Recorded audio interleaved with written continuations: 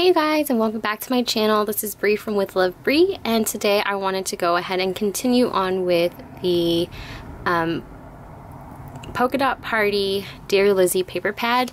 And today I wanted to create some cute little bags that anyone can do, different sizes, and without having to use too many tools, because not everybody has the tools that us crafters have. So if you guys seen, I don't remember what haul it is, but if I find it, I'll link it down below. I made some, I showed you guys the coffee dyed printer paper that I made and said I wanted to use it in a book. Well, it's been sitting in my craft area for forever, so I thought I'd go ahead and use those to create the bags today. And these are the bags that I made using the coffee dyed paper. And some of them have a lace top, which is super cute.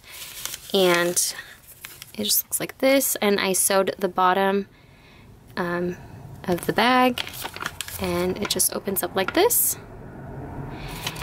I wasn't going to prep for this video, but it's a good thing I did, because my embellishments actually ended up turning into using actual photos of some pictures that I took to at my recent Disneyland trip. And so these are going to end up turning into some Disney themed bags. They don't, my pictures actually don't include faces of Brian and I, so that's a good thing. I can actually give these bags away.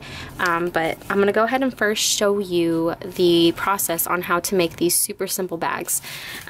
Using the technique that I give you, you can use, make any size that you'd like. And so because I used printer paper on my tea dye, my coffee dyed paper, I have an 8.5 by 11 piece of paper here. If you're working with a 12 by 12, you just need a sheet that measures a 9 1/4 by 4 1/4. So that's what I'm going to do here. Is I'm actually just going to cut this piece down. So if you're working with an 8.5 by 11 sheet of paper, you get 2 bags out of this sheet. So on the 11.5 inch side, you're gonna, or the 11 inch side, you're going to cut it down to 9 1/4. And then on the 8.5 inch side, you're just gonna cut that in half at 4 1/4. Oh, oops. 4 1/4. And my dog has his squeaky toy. Wonderful. So I'm just gonna trim that down. So now we have 2 bags that we can make. So with a 12 by 12, it's the exact same thing. You can get 2 bags out of that as well. So we're gonna go ahead and set that aside. If you have a scoring tool, you're gonna score on the 9.5 inch side at 2 3/4 and 6 1/4. But I'm going to do this without a scoring tool, and that's just so that way for those of you that don't have it, you can make these easily. So first things first, I'm gonna take a ruler. I just have this Tim Holtz one here.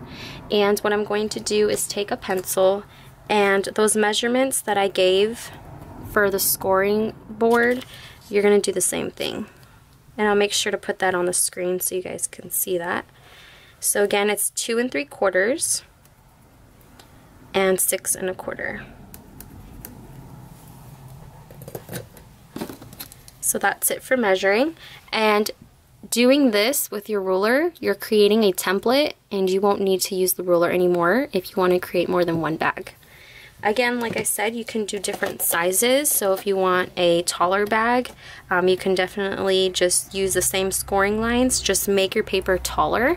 So it's really easy. So what we're gonna do is, as you guys can see my little marks here, you're gonna fold those marks. So you're gonna go onto that mark there. You can see there, and you're just gonna fold it. And just crease that down. And I'm using pattern paper that is printer paper weight. So if you're using cardstock, I suggest using a bone folder to give yourself a nice crease.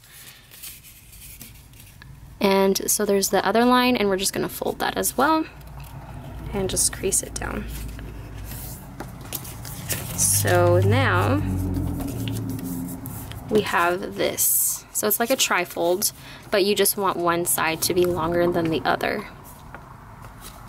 And then that's basically it. So, like I said, I sewed the bottom shut, but if you're not going to do that, then you want to adhere the bottom down.